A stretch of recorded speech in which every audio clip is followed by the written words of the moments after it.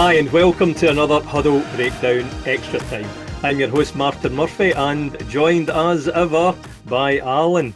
No James again this week. Apparently he's travel difficulties, I believe. That's the difference with you and him, actually, that I realised quite some time ago, Alan. I know that you spare no expense when you go travelling. You know, it's always in the finest style. But James, I'm sure, would recognise that he likes to save a few bob and all the rest of it. So he's probably hitchhiking or such like at the moment. Is that the case? Yeah, probably. He's like, John Candy, To be fair, he's, living out in the middle of nowhere in Pennsylvania. He's probably just gone to the shops, but, it's like a 3-day round trip, isn't it? Yeah. Buy some cereal and ammunition for Walmart. Yeah, so we can't wait till you're back, James. It's a shame you couldn't be with us today. We much missed, my friend. So I watched the show that you did with Laura earlier in the week, Alan. You obviously went over the game from the weekend against Kilmarnock. So we are top of the league. We are top of the league. Ain't nothing going to stop us now, Alan. Alan, I believe you've been doing some work on an expected points league table, which among the nerd community, it may well blow our minds. I'm very much looking forward to it. But just for those who aren't subscribers as well, we will be, just to give you a bit of a rundown, we're going to be looking at the Partick game coming up, the cup tie, as well as looking at one or two players' performances so far this season. I won't throw the names in just now, but we will be looking kind of at the midfield area as well in a little bit of depth. So as also based on some of the comments that were coming out on social media after the match. So this expected points league table, tell me more. Yeah, absolutely. So again, for those watching in Technicolor, the graphics will be available. This is just so high tech. This isn't. I mean, come on, they will be available on the post on Substack for you to browse at your leisure. And it's the wrong one, so there you go. That's a great start. Spoiler. There we go. Spoiler alert. There we go. Do we get Andy to change it, or do we just, be true to ourselves? Be a complete shambles. Yeah. So listen, this is something I've been tracking for all last season as well. But I put this up on social media sometimes as well. It's what we call the Speedboat League. Hopefully that should be obvious. But listen, you can't say I don't know our demographic. I'm reckoning that 90% of our audience are old enough to understand why it's called the Speedboat League. There's a bit of a clue on the right hand side there. Very much so. Bit of bully. Can't beat a bit of bully. So the spirit of this is to kind of give the game away. It's kind of think of this as what you could have won. This is the taking each team's expected goals value and looking at the probability of, given the expected goals differences, what are the probabilities of winning that or drawing or losing that match, and then turning that into an expected points value for that game. So one of the features of that will be that unless the opposition has 0 shots, 0 XG, you're never going to have an expected points of 3 in a game, because so what this will serve to do really is kind of deflate a little bit the teams at the top and inflate the teams at the bottom slightly. But it's an indication of underlying performance translated into, based on historical precedents, how many points would you have got had you performed that way, given the XG differentials. So the good news for Celtic is that they are top of the league after. I mean, it's a bit untidy as well. That some teams have played 5 games and some, I think, have still only played 4. So that's kind of, this isn't pure in that sense. So it's just a bit of fun at this stage of the season. Again, this is different to the one that we often reference, that the Gers report on X does. Now, I know that he'd kind of semi-retired from doing a lot of stuff on social media anyway, but he was keeping the projected league table going. Excuse me. I've not seen it yet this season. he may, whether he's again just another sort of slide into retirement, or whether he's just completely scunnered by his own team, I don't know. But that was a brilliant piece of work. That was more of a projecting forward. So that was looking at how teams had performed up to now, and then given the results in those games and what games had played against who, projecting forward and predicting how many points teams would end up with at the end of the season. So and that proved to be quite predictive in terms of how teams will finish from quite an early stage in the season. Actually, for example, in the 2021 season, it was obvious from quite a low number of weeks, certainly less than 10, that Celtic were heading for second place by a fair distance. So this isn't that. This is looking at what has happened and essentially remodeling it to say, what points should you have got based on your underlying performance. So, and it's interesting, Celtic have got 10.1 expected points in their 5 games so far, slightly ahead of Hearts, back on 9.02, and then Hibs up there in third place, which again doesn't surprise me.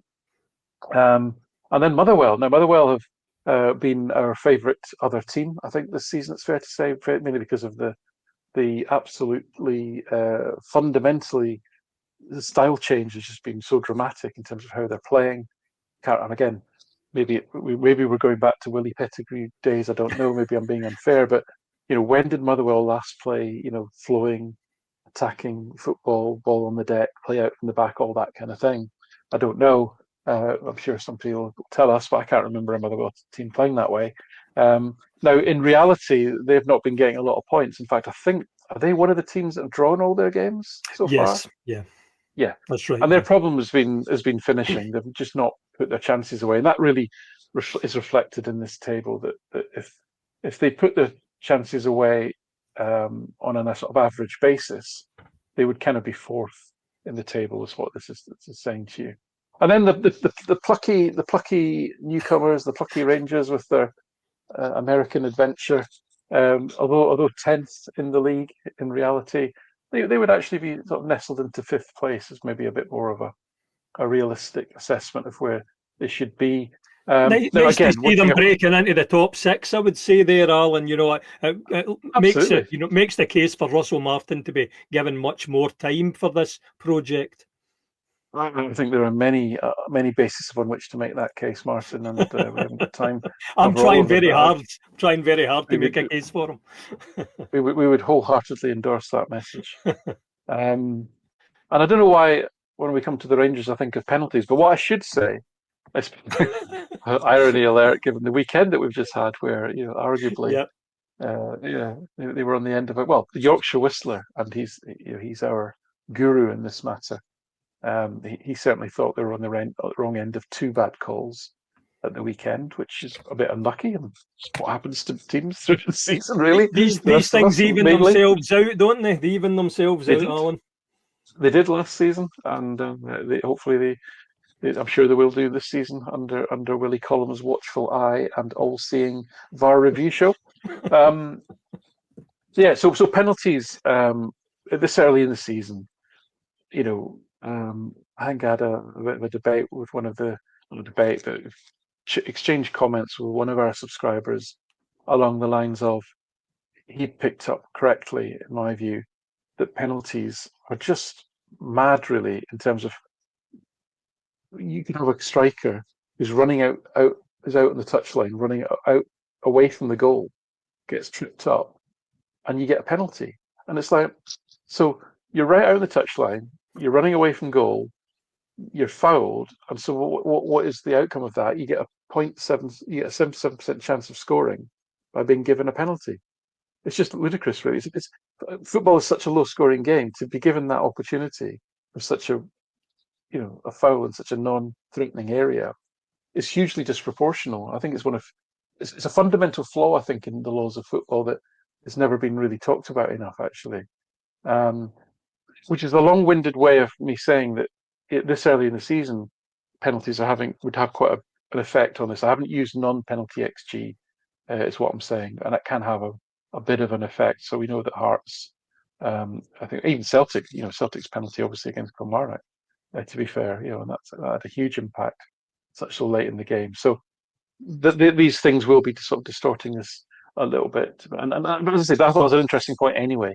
There's a wider debate to be had about the impact of penalties given the actual offences that take place. Because if you think about, for example, rugby union, if you give away a penalty in front of the post, fair enough. But you kick it, you get 3 points. It's like 2 points less than if you score a try. If you give away a penalty way out the touchline, you get a much harder kick. Yeah, you take it from where the offence happened. I'm not saying that football should follow that exactly, but I think they should think about the penalty laws and what the punishment should be in terms of making them more proportional. Anyway, as we go down the league, I think the team that I would definitely be worried about is Dundee, because they just simply are creating so few chances. And I'm not sure you can stay up just by drawing 0-0 every game. That'll give you 38 points, but you're going to slip up if you go down that road. That seems to be the path that Stephen Presley's taking. Is just trying to be as defensive as hell. I think Dundee United's maybe a bit surprised. They may be one of the teams because they're only on. They've only played 4 games, haven't they? So that's probably them and Aberdeen. I think have only played 4 games because they postponed the game for European matches, didn't they? So that might partly explain. But it's all very much of a muchness, as it often is in that sort of bottom 6 early days. Anyway, I wouldn't get too hung up on this. I wouldn't read too much into it. I just wanted to really share that, and we'll be whipping this out every so often. Giving Bully an airing. I can just say as well, Alan, just before you kind of move on a bit from there, first of all, anybody who's listening to this, obviously you can get this on the Substack as a subscriber. You can have a wee look at it. As Alan says, it's a bit of fun with it, but it's also quite illuminating as well in terms of the way teams are playing. Just very much with my layman's eye there, Alan, Dundee United was the one that really stood out for me. When I saw their position in this, as you say, it might be to do with the amount of games played. But other than that, Aberdeen, Falkirk, sorry to say, Alan, pretty much where you might expect at the moment. Motherwell, to answer your point, I suppose the last time I remember Motherwell teams playing what I regarded as pretty good football, probably the early 90s, the cup team. But even after that, hurts me to say it, but Alex McLeish's team, I think, finished, was it second in the league, and they played, or second or third, played a lot of really good football. And, they'd like say some of our old adversaries like Bobby Russell and Davy Cooper, good players, and Dougie Arnott and all that. And big boy Brian Martin at centre back and things. Playing so they played a lot of good stuff there. But I'm with you with the Willie Pettigrew, Bobby Graham era. But they've been very exciting to watch, and it's great to see a team with that approach. And interestingly enough, one of the things that the Rangers are unhappy about is their players taking on the message from their new coach, and very, very quickly Motherwell adapted to a completely alien style of football. Very, very quickly, and they've bought pretty well. Who knows? Maybe they fit that system. Can you imagine such a thing? And as you say, if they can start putting the ball away, whether they've got the players, I don't know. Their Greek centre forward looks no bad, but he ran into a post, didn't he, up at Aberdeen? So he's often injured. But looking at the rest of it, interesting to see where the Rangers are as well, even on this. They're quite a worried lot at the moment, aren't they? Listening to the social media side of things. Yeah, the point was made to your point. I think the point was made in the media conference by one of the delightful fan media people. Yes, saw that. I think Martin made the point. Oh yeah, we're trying to assimilate like 14 new players. I'm like, well, so are Hearts. Yeah. So Hearts and Motherwell have had a huge turnover of players, and they've obviously managed to achieve that. And I think we know with Hearts that the wonders of Jamestown Analytics has helped them to recruit players that are designed to fit the Scottish League, etc. And I think there's with Hearts, will they keep it going? it'll be interesting to see because they've had a few, comeback wins, which is not. If they'd been winning all their games comfortably and maybe, only winning by one goal because they'd let in a couple of late goals or what have you, I might be more concerned about them. But they've had to really scramble to pick up points. In fact, the most comfortable win was on the weekend, and actually they were helped It by was. two very generous refereeing calls. According to the Yorkshire Whistler, the goal really Shanklin scored when he used his arm in the build up, and then the one that was disallowed, for a sort of very minor contact with the goalkeeper. The Yorkshire Whistler reckoned they were both, should have gone the other way. So they may get a change in fortune. They may get more coherence under Martin if they continue to give him time, which I hope they do. I do Yeah. wonder, and it's a question, not a statement at this stage. I do wonder if fundamentally the players that they've recruited are on the whole. I don't mean every. You can go through each of them all individually, but I'm not sure they're all that. I think it's very sketchy if you're recruiting from English League One, and then even the Championship is it's kind of yeah. We've not had with the honourable exception of the likes of Matt O'Reilly, we've not had a great deal of success in that kind of market. So we'll wait and see. There's lots of fun I think to be had over there. But What I yeah, would also say, I'm sure they'll improve. I'm sure they'll improve.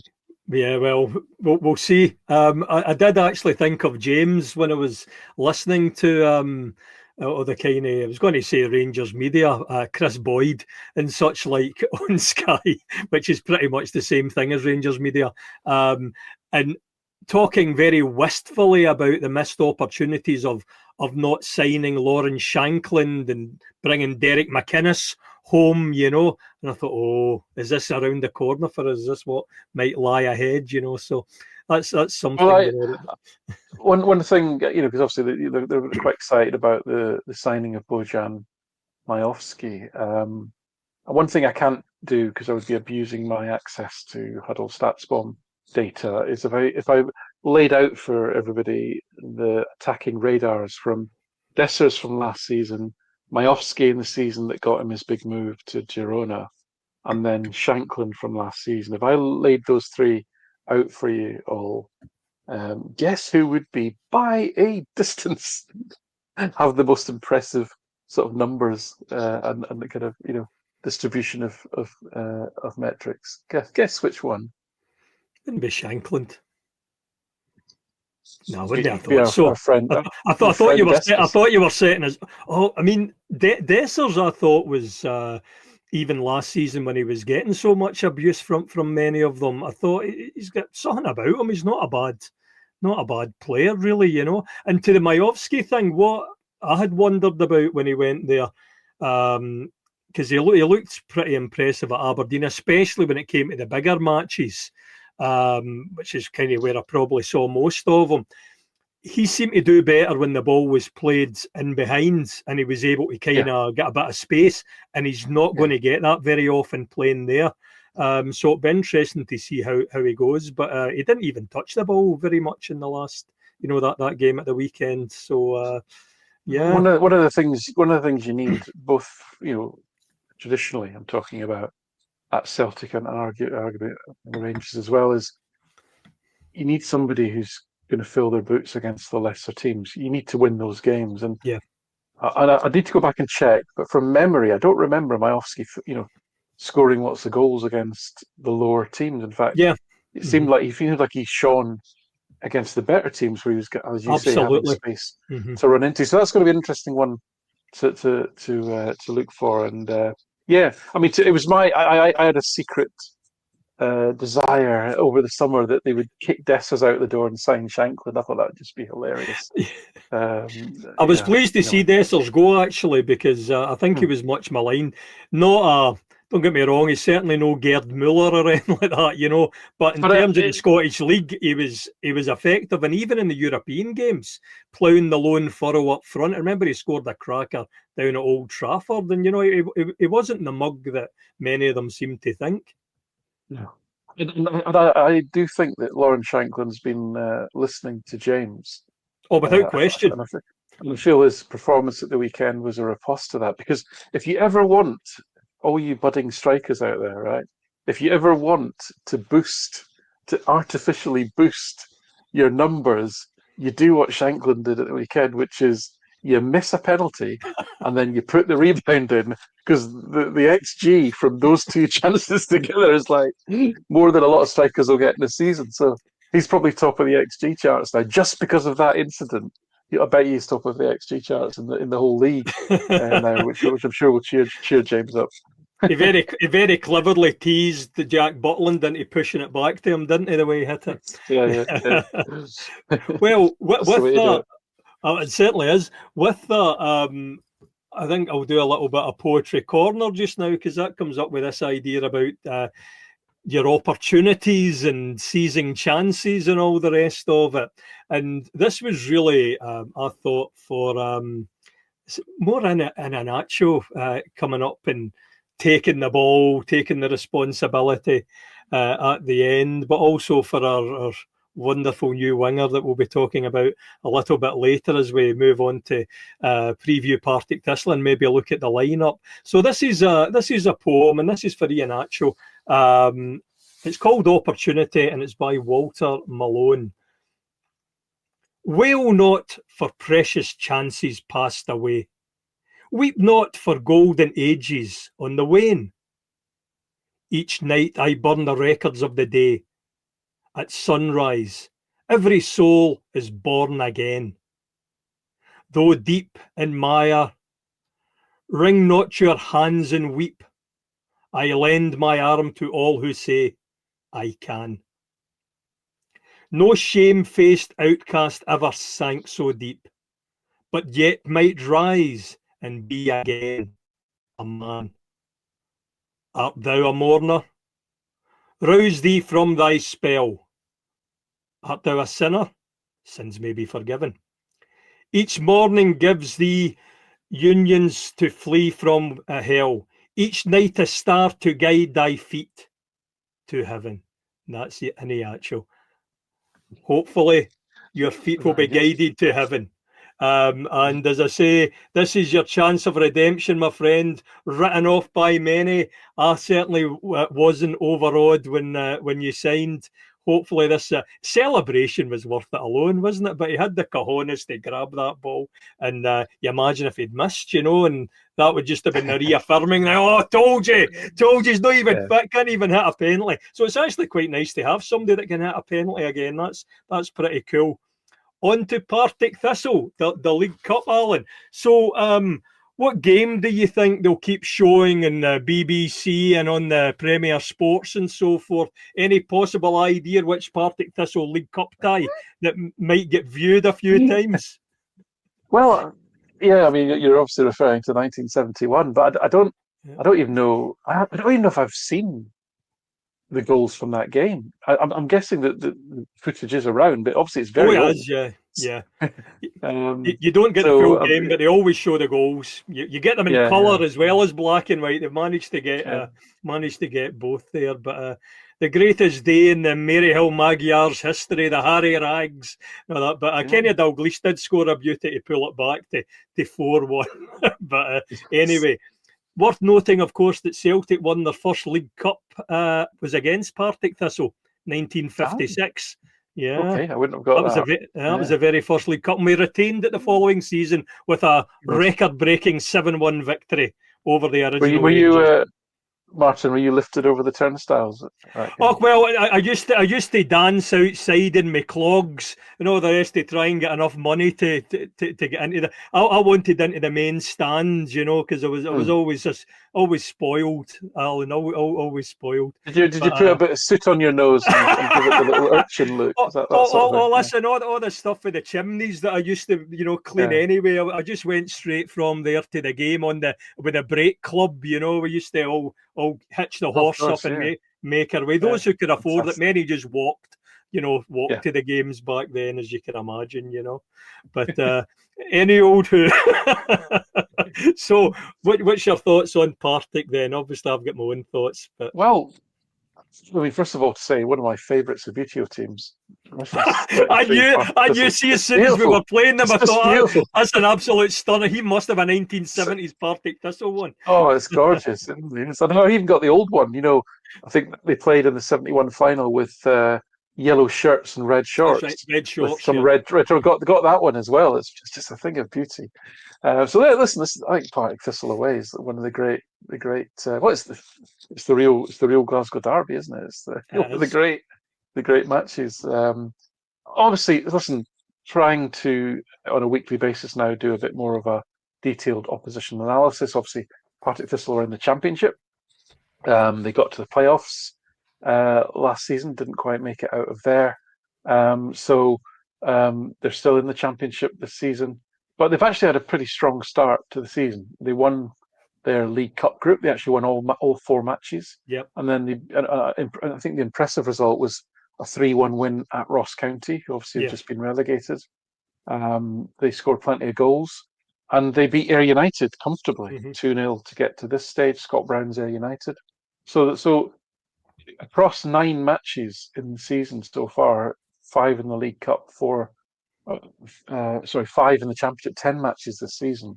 They've only lost 1 game, and they've actually got undefeated 4 matches in the Championship. They're sitting third, but their one defeat was a heavy one. They lost 5-1 at St Johnstone, who I think under Valkyrie are going to be strong favourites for the title.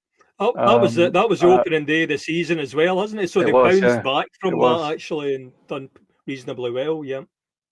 Their midfielder Logan Chalmers. I don't. Was he at Celtic? I can't remember. As a kid, I don't. It rings a I bell, but need to. maybe not. Anyway, I know we've had a few Chalmers. I'm not I've had sure a few about the Chalmers. Logan Yeah, Chalmers. yeah. Yeah, yeah. No, probably not. Anyway, he's the midfielder. I think he's left-sided, but he's scored an impressive 6 goals so far. There's quite a few names there that will be familiar to people in the club. Obviously, the manager's Mark Wilson, once of this parish, and they've got. I'm going to butcher this, but Sonello Letsoza, This who is was where a you young. miss. This is where you miss James, isn't it? I do. I let him stumble over these things, and I just sit there looking more smug than usual as he as he, as he butchers. We'll leave Red Thing. Star Belgrade to James next week. Yeah. You can talk So about them, preview them. the lad Let Souza, he was on Celtic's books until a couple of years ago. I think he actually went to Belgium, and he's come back, and he's a busy, industrious midfielder for them now. Tony Watt, good old Tony Watt, Tony, what? Yeah. is yeah, he's playing up front for them, and then they've got a couple of loanees under the the scheme now where you can loan up to 5 players, I think, to one club. So Josh Clark, the goalkeeper, and Ben McPherson, who's a fullback, Yeah. are on loan and have been playing for them. Yes. So that's going to be. I doubt they can play against Celtic. I can imagine that you won't be allowed to play them, which will be a big blow for them because both lads have been starting for them. Yeah. So in terms of formation, they kind of default to a kind of 4-2-3-1, similar shape to Celtic, and it's variations on that. It's a 4-1-4-1, sometimes a 4-3-3, but it seems like they adjust to the opposition that they're playing. When they went up to Ross County, they played 3 at the back. So expect Mark Wilson to have some cunning plan, some specific lineup, maybe just to kind of cater for Celtic. Their games have been incredibly entertaining this season in the league. In fact, there hasn't been a clean sheet from either side in their 5 league matches. They're averaging 1.79 xG for and 1.7 against. So lots of goals. Now, obviously, a lot of those were in that St Johnstone game, but still, they're a team that seems to like attacking, but not so hot defensively. They're not necessarily a long ball team. I mean, they attempt over 400 passes a game, which if that was in the Premier League, the SPFL Premiership, whatever it's called, that would have you probably third, maybe, in terms of amount of passes completed. Not terribly accurate, only 78% pass completion. But the point I'm trying to make here is it doesn't look like they're particularly one of these long ball teams. It looks like they do try and get the ball down and play. So again, I honestly haven't watched them. That's just a little pen picture, really, a little sketch. Partick Thistle. I mean, looking at the players that they've got, looking at the the underlying numbers there. They look like a kind of solid, mid to upper championship team.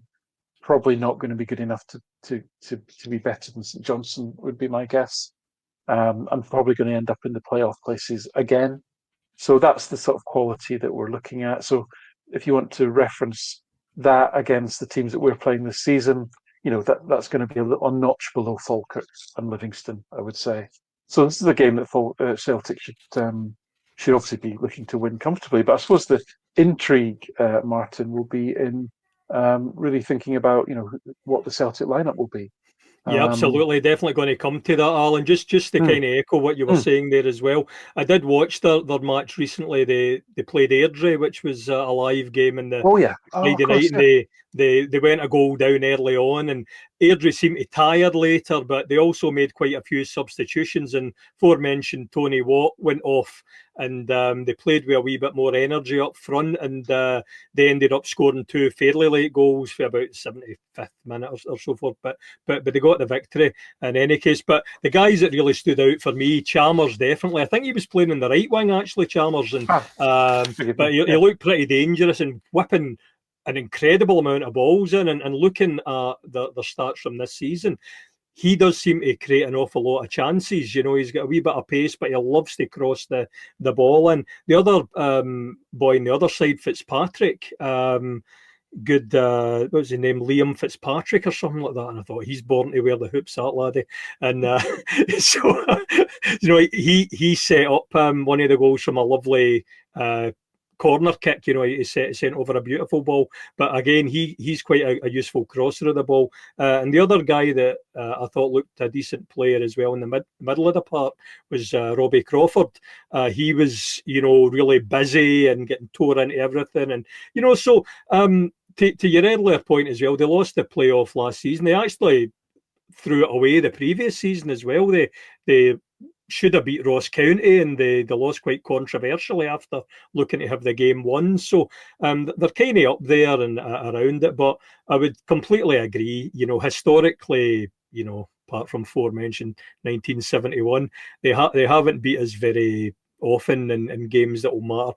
I was trying to think, and I think the last time I can remember losing to Partick Thistle was probably about the mid-90s. I think it must have been Tommy, but I might be wrong, but I think it was back about then. And very close to it, I was at a game where Martin O'Neill was the manager, and it went to a penalties after extra time in the League Cup quarter-final, and we squeezed through. It was 5-4 or 6-5. I think Momo Silla might have scored that. Tells you when it was, might have scored the decisive penalty. So we would fully expect to go through. And to what you were coming to there, Alan, I think that's the interesting thing now. We've got to consider what the lineup might be. We've got this European game, which I believe is next Wednesday, actually, in case anybody gets caught out with these Europa League Thursdays. I think the game's actually on Wednesday, and then over in Belgrade against Red Star. Then the Saturday, we've got Hibernian at Celtic Park, which I'm really looking forward to. I think that will be a cracking game, really, especially when, we were looking at your XG table, and that's very much my take on it. Hibs, one of the better teams there. So I suppose, first of all, if we're looking at the Celtic lineup, it is a cup tie. Brendan hasn't won a treble on his way back, in his second stint with us. Do you think that he'll make a few changes for the game, given what a heavy week we've got ahead of us? Or do you think he'll just say, no, let's make the changes later once we've maybe got a goal or two ahead, hopefully? Yeah, I think it'll be a bit of a mixture. So I think there'll be an opportunity to rest some players who have got plenty of minutes in their legs this season. And so I'm thinking really here of specifically Carter Vickers and the goalkeeper Schmeichel. I mean, Sinisalo played in the League Cup home tie against Falkirk. My hope is that he is the designated cup keeper this year, and that he gets more minutes in this competition, and maybe even the Scottish Cup as well. I think Carter Vickers has, he's played the last 3 matches at extra time in Kazakhstan, at Ibrox and at Kilmarnock on the plastic. it's been over nearly a month, of course. So we haven't had many games, had a big international break, but this would be a good game, I think, to give Carter Vickers a bit of a break. But I think otherwise, you're almost got the opposite issue. You're also trying to integrate and get up to speed a number of players. So, for example, the fullbacks. So, do you start Tierney or with Wednesday in mind, or do you save him, or does he need minutes in his legs? I don't know the answer. I certainly think he needs to be carefully managed. So, you could definitely see a situation where Sarachi, who I thought was pretty sort of quietly, efficiently effective and efficient, in the game at Kilmarnock, him and Tierney kind of almost share the left back spot in that match. On the right, I don't know how long Ralston's out for, but in that case, you probably want to keep Donovan, keep him playing. You want him integrated into the team, getting his confidence up, getting minutes up, getting his experience. His learning curve is going to be very steep, so you probably don't make a lot of changes in the fullback area. Liam Scales has played. He was a sub actually against Falkirk. It's the only game that he's not started. So again, do you rest both your fullback centre backs, or do you keep Scales in there? As you say, it is an away game. You don't want to take too many liberties. So I could see a case for perhaps rotating out Carter Vickers, but keeping Scales in. Callum McNair, what can I say? He's just not going to get rotated, is he? I don't know what Bernardo has done or not done, really. But I thought that'd be, Do you think it was Bernardo that leaked the story to the Sun? I doubt it. You see them all. Yeah. So the midfield's going to be interesting. I think there's a strong case to be made for rotating, Hatate out, certainly, whose form has been pretty poor, really, apart from one moment against Aberdeen. And then Nygren has been pretty much racking up the minutes as well. Who will come to him? Mm-hmm. Do you rotate that midfield? I suppose. I don't know. I think that with the three midfielders have had plenty of game time together, so it might be a good chance to get Engels and Bernardo McCowan some minutes. I think McCowan, almost on form, deserves minutes maybe ahead of Hatate in particular. And then, in the forward areas, there's a case for leaving it as it was on Sunday, because obviously Turnecki's only played one match. We need to get him again integrated into the team. Is resting him really going to be beneficial for the upcoming tough matches against Red Star and Hibs? Similarly, Maeda, your only other option, it seems, is Nacho, because Yamada and Kenny were not even in the squads. And then Balakwisha, do you persist with him as your right hand side option? It's either that, or you poor Yang, bless him, or Jamesy Forrest, who, let's face it, we shouldn't really be starting in many matches. So I don't know. Balakwisha is an interesting one. It's a very odd performance. It was such a conservative, such a withdrawn performance. So safe. It was incredibly safe, really. Whether that's he's nursing an injury, whether he's got Nicholas Kuhn's dental issues, or what the issue is, I don't know. But certainly there was missing something. So I think lots of questions there. I think what I'm getting at, if I was to summarize, is there are some players I think we should just need to keep playing because they need the games, they need the minutes. Turnecki being one, Donovan, maybe the new left back Saraki as well. And there are some players like Schmeichel, Carter Vickers, McGregor that it makes this the perfect game to give them a breather and have them fresh for what will be, I'm sure, a tough game in Serbia. So lots of questions there. I think in general, Rodgers will approach this seriously, as in I don't expect like 11 changes and it to be very much a shadow team. I don't expect that at all. I think it'll be the strongest team that he can put out, with the proviso that he also wants to rest and protect some players. But other than that, I think it'll be the strongest team.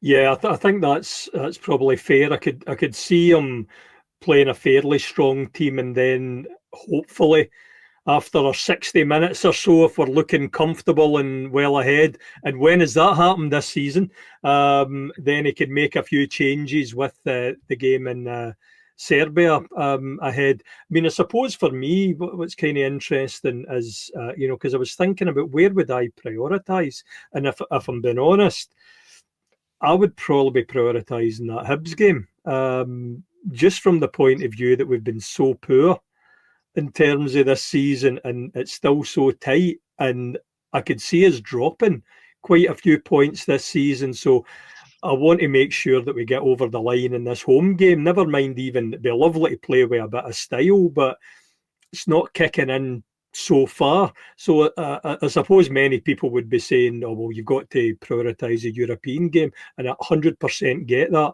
But it's possibly just the hangover from going out of the Champions League. I'm a little bit less interested at the moment. It'll be very different once the game kicks in, and we kind of get behind the team, and there's a bit of excitement watching the game, and hopefully it becomes this adventure for us. But I'm kind of just thinking I just want this league done and dusted this season, because the way it's been over the last few weeks, it hasn't made me feel good. But in terms of changes, I think you've got to give Engels a go in this game. I mean, if not, when? You've got to give him a reasonable amount. If he's not able to cut it in a game like this, that's a concern. If he's not trusted in a game like this, and to your point about McCowan, maybe instead of Hatate, couldn't agree more. I'd love to see him getting that sort of opportunity as well. But defensively, I could maybe see Carter Vickers coming out, as you say, just give him a bit of a rest with these two huge games coming up. The Callum McGregor thing's bonkers, isn't it? You mean you would at least hope that there might be the opportunity to bring somebody on, your Bernardo or such. Who knows? But Balak Wisha, I feel for the guy in a lot of ways as well, because he's not really a right winger, is he? In fact, I'm not even sure that he's necessarily a winger of any description, in terms of he's not going to be taking people on and so forth. But I think you guys had spoken before about this, and we talked about this, James, especially when he was coming to the club, he says kind of left attacking midfield, an inside left sort of position. So it'd be interesting to see him playing in his proper position. It's certainly not going to do his confidence any favours playing out of position. And on top of that, what people have to remember is not only do we not have AJ, we might not have Ralston there. So you've got this young fullback in him playing up the right-hand side. So I could see a lot of Celtics playing up the left-hand side in the next couple of matches. Also going to be very interesting, because I thought our two new signings, Sarachi and Tunetke, combined pretty well. And whether if we put KT back in there, maybe he won't combine very well. So there's all, we talked about the butterfly effect. How is that going to impact on our new winger? Will he be taking up his space? Will he not be giving him the room to take him one-to-one? All sorts of things there. I would probably actually leave as it was defensively against Kilmarnock, and look at KT for the game over in Europe. See how it goes for what it's worth there. But we talked about Nygren in the midfield, and Alan, you'd written a couple of articles recently about our midfield that, more so was an article a week or two ago about Callum McGregor. You'd already mentioned about Nygren and the social media side of things. I'll just say this about Nygren before getting on to you, because I've picked up on that as well, and I think it's a bit unfair. I think where Nygren's been a bit unfortunate is that when he was signed, many people seem to think he was coming in for Nicholas Kuhn, and we're looking at a different kind of player than what he actually is. I think sometimes people are looking at what he's not doing or can't do as opposed to what he is contributing to the team. And just from the eye test. You know, he seems to be covering a tremendous amount of ground. He's putting a lot of work in. He's making himself available at the very least. I mean, what's your thoughts? What have you found in terms of his data? You know, as you say, I've picked up a lot of negative criticism, really, I suppose, about Yeah. Nygren, not just on social media, but also various WhatsApp groups as well, which is Right. kind of taken me by surprise, if I'm honest. I mean, he's had to fill in on that right hand side, and again, that's not a position he's played an awful lot. He does seem to have a lot of utility, as you say, and I think we were all a little bit unsure as to what exactly we were getting. And it was only when we had the young fellow on who followed him at his previous club, and he was adamant that no, he's going to be like an attacking number 8, which is exactly how he was used. He essentially took Engels' sort of right hand side, inside sort of midfielder, inside half kind of position, and was characterised in the early matches as somebody who maybe didn't have a lot of subtle touches on the ball, but was excellent at getting in, breaking into the box, and also getting on the end of chances. Almost a sort of Abada-esque ability to ghost into the box and be in the middle of the box behind the striker and getting on the end of things. I mean, he scored 2, 3 goals early on, very much in that style. And then he's been shifted to that what has become the sort of the graveyard shift out on the right hand side. And I think maybe there was, and he did left-footed, he did cut back a lot and play the ball inside. And he doesn't look like someone who is going to try and take players on. He's quite strong running with the ball, but not necessarily, it's in the spirit of making yardage as opposed to actually taking people on like Tenetke does and actually trying to beat players. That's not really his kind of game. So listen, I wanted to have a look at his actual numbers. Yeah. And so this is on the right hand side is just this heat map from the Kilmarnock game. I don't have this heat map for the total season, just the Kilmarnock game. But the reason I put that up is really to illustrate, to your point, how he gets around the pitch. And maybe this is one of these things which people maybe don't pick up on as much, is he's got a tremendous work rate, a tremendous engine. And I'll come to a couple of pieces, and there's a lot of numbers on this slide. I appreciate. That's what we want. That's what we want. That's what we're here for. I'll try and break it down and contextualize it a bit better than just having lists of numbers, obviously. But the sentiment, I suppose, the sense from this heat map is, which I don't think is untypical of his performances this season, is of a player who, there's quite a lot of red over on the left hand side. There's this lovely little splodge of yellow right in the middle of the penalty area. That seems to be his sweet spot. That's the bit where he hits the box regularly, and I think he'll score a lot of goals.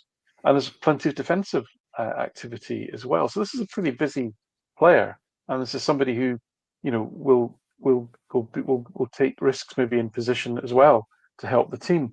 But if you actually start breaking down some of the key numbers now, bear in mind we're very early into the season. He's not done his magic 900 minutes yet. In fact, he's got the equivalent of 6.2 full matches under his belt, so a few less than the sort of recommended 10. But if we look at his numbers so far, and these are all compared with players that have played at least 200 minutes so far, so quite, again, all small sample sizes, but we're getting a sense of this at the moment. If you look at, for example, goal threat, let's start with that. He's having the third most touches in the box, 4.52 touches in the box a game is pretty high for a midfielder. He actually leads the team in non-penalty XG, 0.45 per game, and he's second in volume of shots. So he's having a lot of shots, and he's generating XG. His XG per shot is also the second best, 0.13 per shot. So, volume, quality of shooting is there. Now, his chances created and his XG and his XG per his expected assists value for chance that he's created. What this is telling you, in that he's second again in creating chances, and he's second in expected assists across the squad. Now, the XG, essentially the XG value of each assisting pass is quite low. He's only 10th. That's because I've not broken out open play from set plays here. So he has taken quite a few corners, and he has created chances from them. So that's only fair to point out. These chances created numbers are not solely from open play, if you want to be pedantic on that point. But what is from open play is secondary assisting passes. So again, not necessarily a high volume of secondary assisting passes, 1.13 a game, but he's second again in the XG value of those secondary assisting passes, generating 0.27 a game from providing the pass to the chance provider. And he's top in terms of danger zone passes, so passes into that area of the box between the posts and to the edge of the area. He actually, and again, some of that is corners. Let's be honest. But overall, he's top for expected scoring contribution. That's expected goals plus expected assists, and he's second in attacking threat score, which is an aggregator of events in the final third. So these are all really, really positive attacking numbers, caveated by, again, two things: low volume, sample size wise, and B, he's been boosted by taking set pieces. Absolutely accept that. But nevertheless, first and second across most key metrics in the attacking and creating sense. One thing that's, I would say, is a little bit disappointing, he's only got the 7th highest packing score. So again, I don't think we see a lot of creative passing from him in the deeper sense, in terms of breaking lines, establishing play through the thirds. I don't think we see too much of that.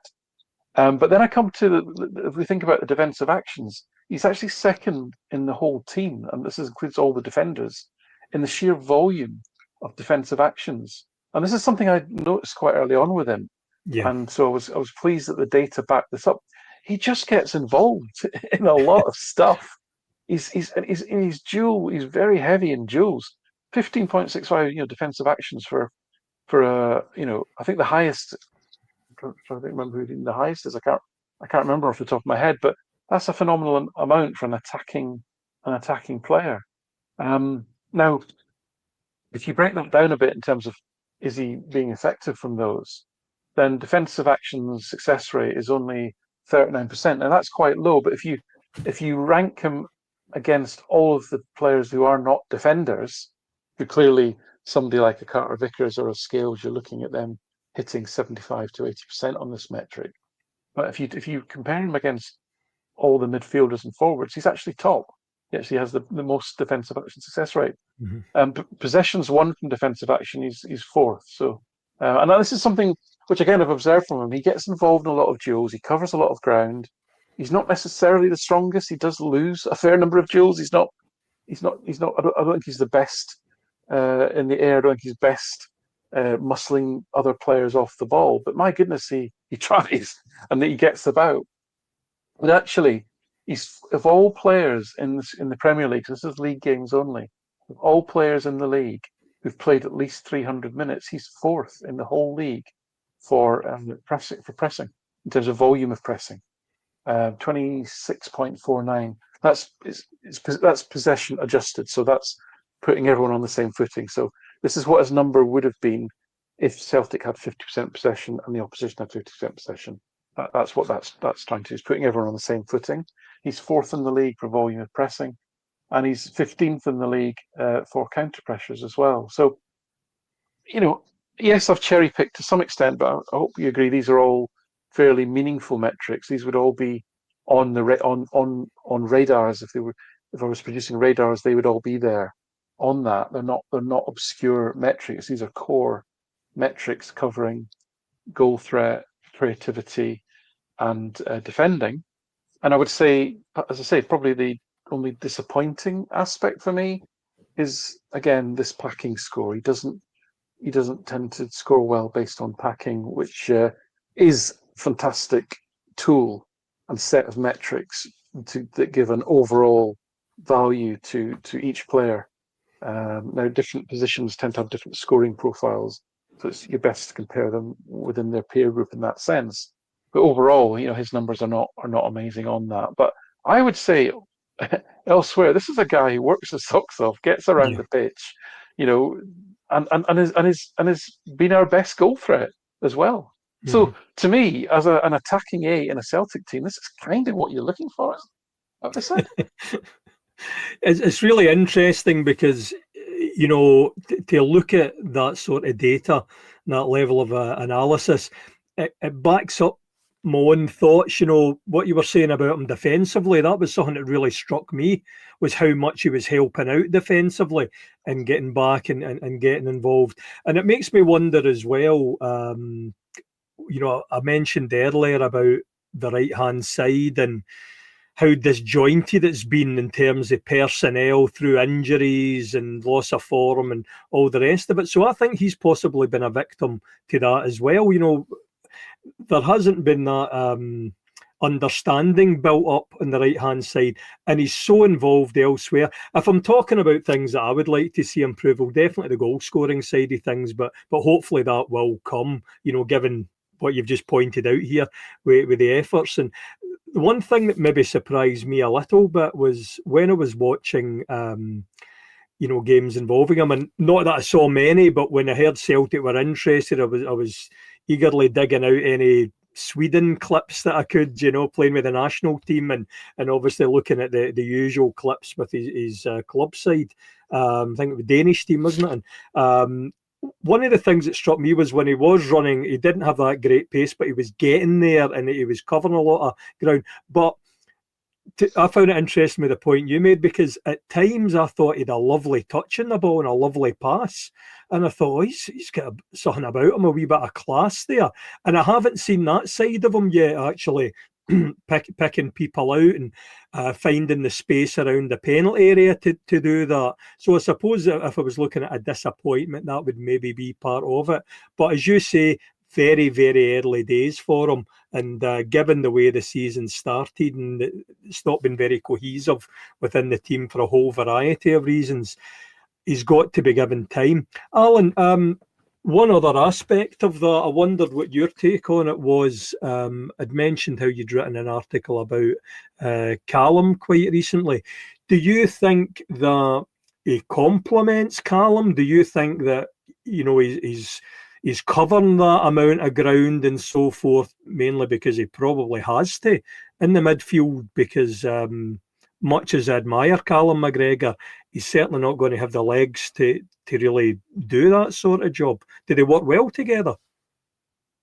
Well, again, this is oblique to that question that's kind of hovering over all of my consideration of how players are performing this season. Is our old friend attribution, and what is the attribution between individuals and their individual performances, and specifically to McGregor, the fact that there's evidence of continuing age decline, in fact, an acceleration this season, versus, as we say, the recruitment's been poor, key positions have not been filled, the quality's gone down across the front line, we've had injuries to important players, and therefore how much of it is down to the collective impacting on individuals' performances? Question. And that is a question, because I don't think we know the answer to that.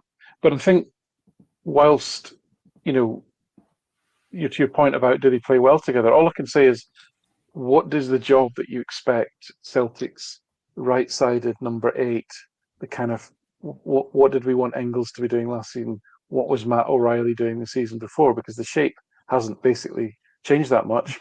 One of the midfielders of the three under Rodgers is more of the box crashing midfielder, and the other two are slightly deeper. It's kind of a 4-2-3-1 in that sense, more of a pseudo 10, if you like.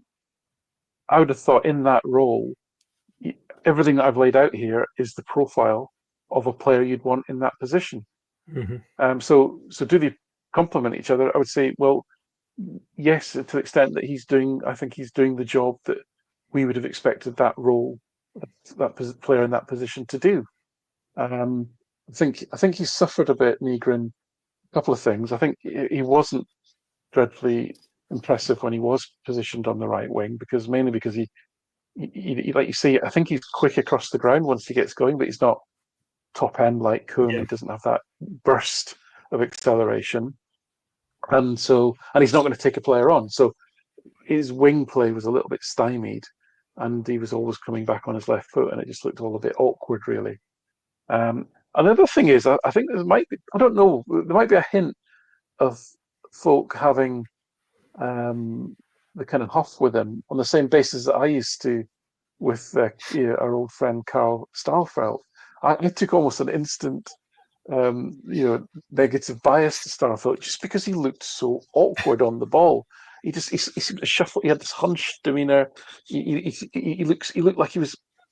It looked like the ball was a bit of an alien to him sometimes, and it was like, oh, looks like a lot of effort to me to have to control this damn thing. And he just looked ungainly, and he just didn't, and I didn't feel, because I like players with balance and grace and poise that kind of glide across the pitch. I love watching players like that. So when a player's a bit sort of kind of hunched and hampered and their movements don't flow pleasingly to my eye, then I can form a negative bias. And I think with You Nygren, you obviously didn't like Graham Sinclair then.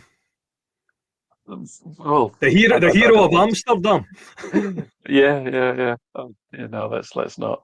Nygren, I think, is a relatively tall guy. I think he's a little bit sort of stooped. He's quite thin and willowy, and he does sometimes run into trouble and lose duels. And I think the combination of those things is that he's not particularly graceful. He's a bit sort of beam polish, and he looks like he gets brushed off the ball quite easily sometimes, and he hasn't got that top end pace. And I think those things may be having an impact on how people perceive him. But what I would say is just look at the volume and the of his work. Look at the totality of his work over the piece, I think, and therefore the value that he is providing. And again, he's been playing off the right. He's had 3 different fullbacks behind him.